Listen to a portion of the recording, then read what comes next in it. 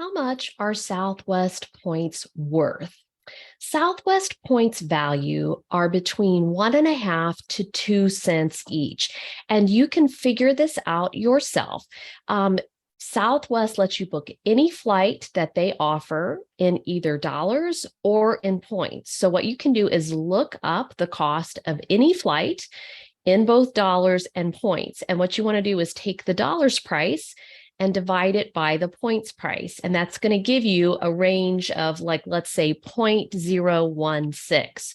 So what you want to do there is just multiply that by 100, and that will tell you the cents value of that particular flight, that point.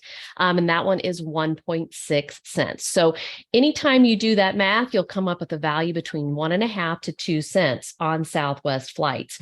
Now, if you would like to learn a simple process to always be able to fly your family for free using travel rewards, and that includes flying for free on Southwest Airlines, we would love to have you come join my family's Fly Free membership.